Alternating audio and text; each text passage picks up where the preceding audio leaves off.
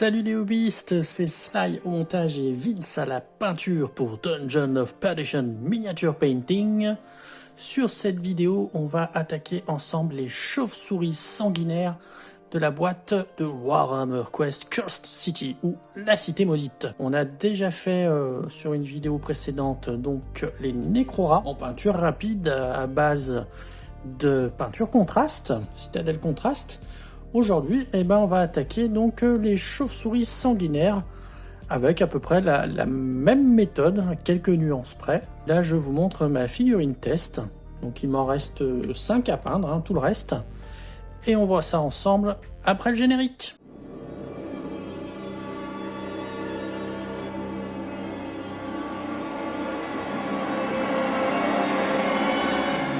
Comme je vous disais, les 5 autres figurines sont déjà prêtes. Donc j'ai tout simplement dans un premier temps travaillé le socle.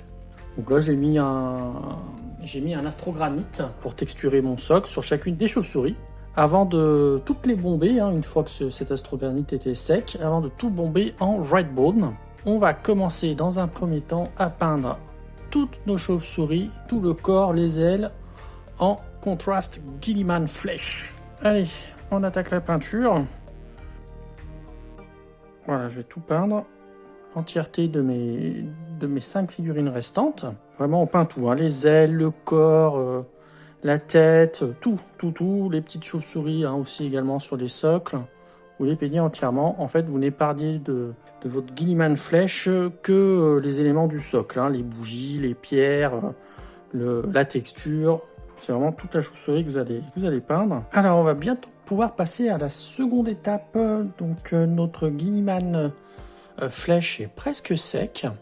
Alors, je vous conseille, quand vous utilisez la contraste, de revérifier de chacune de vos figurines, voir si vous n'avez pas laissé des petits endroits en blanc. Parce que quand la figurine brille, c'est pas facile à voir quand c'est pas encore sec. Et quand elle commence à sécher, commence à se matifier, vous allez voir des zones que vous allez oublier. Donc essayez de reprendre. Et puis là, comme vous voyez, juste ici, j'ai laissé du blanc. Donc je vais remettre un petit coup de Guilliman Flesh. Et ce que vous pouvez faire également, c'est que vous allez remarquer votre peinture va couler à certains endroits. Votre contraste est vraiment, c'est une peinture vraiment assez liquide. Donc n'hésitez pas, avec un pinceau sec, à venir, comme ceci, retirer le surplus. Et puis pour le coup, à venir en remettre là où vous avez oublié de la peinture. Voilà, comme ça on perd rien. Et donc on va bientôt pouvoir attaquer la seconde étape. On va appliquer un Volupus Pink sur l'ensemble des membranes des ailes de nos chauves-souris. On va également en appliquer sur leurs oreilles et sur les langues. Alors vous verrez, sur les grosses chauves-souris, ça va se mettre facilement. Après, il y en a des plus petites. Donc vous voyez, vous mettez le Volupus Pink si vous le sentez. Si vous voulez gagner en précision, il faut s'entraîner également.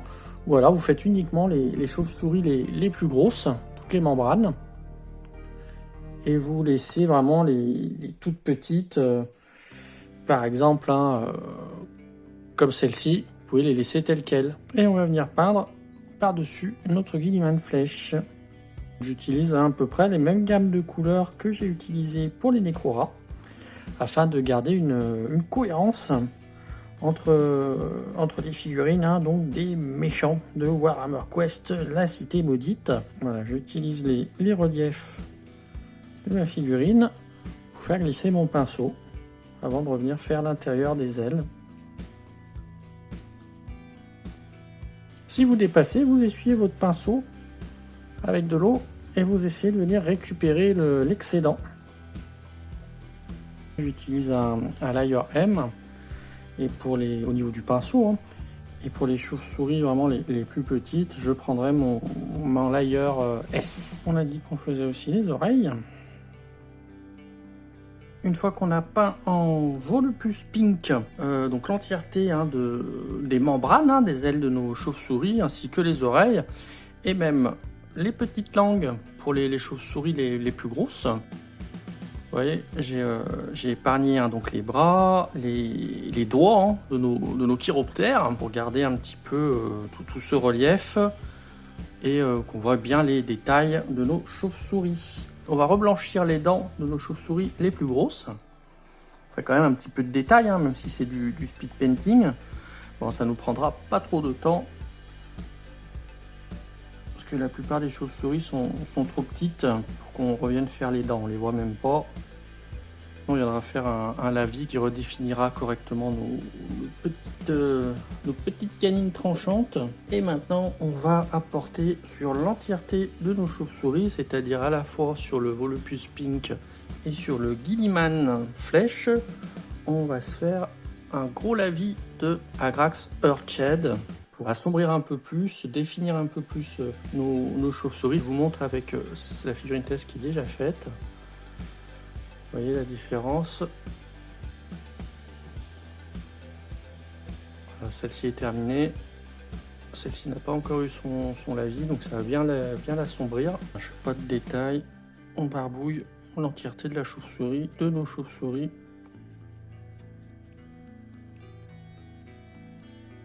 Les ombres que ça va créer, ça va rajouter encore du volume et mieux définir notre sculpture. Même les petites dents que vous avez repeint en blanc, vous repassez de la Agrax dessus, ça va les redéfinir correctement. Voilà, le lavis va se glisser dans les creux et faire ressortir vos dents de vampire. Faites toutes vos figurines, même les plus petites. Voilà, une fois que vous avez appliqué votre lavis de Agrax Earthshed sur vos 6 socles de figurines, on va venir peindre un dernier petit détail sur nos chauves-souris avant d'attaquer la peinture des socles. On va tout simplement venir peindre la pupille de nos chauves-souris les plus imposantes, c'est-à-dire sur ce socle, on va faire celle-ci, celle-ci. Là d'ailleurs, j'ai déjà commencé. Et peut-être celle-là. On va faire également pour notre chauve-souris la plus grosse. Pour faire les pupilles, j'ai choisi un vert pour trancher un peu avec le reste. Je prends un Elysian Green.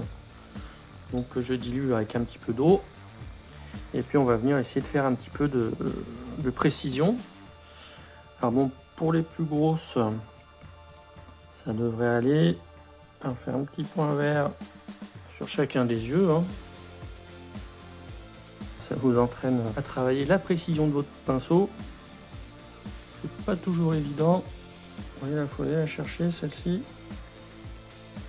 Hop, et voilà. On va venir faire celle-ci aussi, on voit bien ses yeux.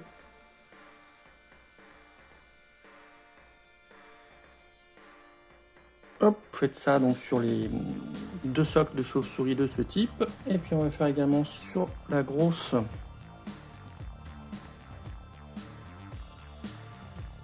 Nos chauves-souris sanguinaires en elles-mêmes sont terminées. Et on va maintenant attaquer les socles. Sur chacun de nos socles, vous avez de la pierre et de la ruine. Donc tout ce qui est parti en pierre, on va y faire avec une seule couche de Basilicanum Grey. On va faire la pierre. Ça va aller très vite. Vous voyez, si on a dépassé un peu avec le Volupus Pink ou le Guilliman Flèche, ça va camoufler. En séchant, ça nous fera un gris avec les ombres bien marquées. Ça mettra bien en relief nos ruines, nos cailloux. Vous allez avoir également ce morceau de pilier. On essaye de ne pas venir notre chauve-souris là sur le côté. Ça va être du vite fait, mais ça va être joli. La distance de jeu, à 40-50 cm de votre regard. Vous allez prendre plaisir à jouer avec votre Warhammer Quest complètement peint. Ça va être super cool. Pour ma part, j'ai hâte de terminer cette boîte et de pouvoir enfin jouer. Alors, une fois qu'on a peint toutes nos ruines, toutes nos pierres sur l'ensemble des 6 socles de nos chiroptères, on va attaquer la peinture des éléments restants. Alors, vous allez avoir sur 2 des socles, sur les grosses chauves-souris et les moyennes, des bougies. Que vous voyez là. Vous allez avoir sur le socle des petites chauves-souris un crâne que vous voyez juste là. Et donc ces bougies et ces crânes, on va les peindre en Skeleton Horde. Je trouve que la couleur est plutôt bien adaptée, ça nous fait des bougies jaunâtres.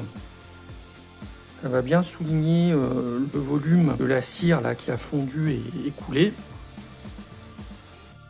On regarde la mèche, on la peindra tout à l'heure. Là, il y a un crâne et pas de bougie. Allez, on fait vite fait. Alors, sur les socles, il va ne rester plus que les racines qu'on voit ici. Qu'on voit également sur le socle des grosses chauves-souris, là, une racine qui dépasse comme ça. Je vais les faire en marron foncé, en Görgrunta Fur. Et donc, je vais appliquer la même couleur sur tous les socles présentant des racines. Allez, donc on fait toutes nos bougies, tous nos crânes et toutes nos racines, et on se retrouve tout de suite. Alors, une fois qu'on a terminé tous les petits détails sur nos socles, les bougies, la pierre, les morceaux de ruines, les végétaux, et ben écoutez, on n'a plus qu'à s'occuper du socle en lui-même. Je vais venir recouvrir toute la texture en Black Templar. Vous ferez ça donc évidemment sur tous vos socles de chauve-souris qui vous restent.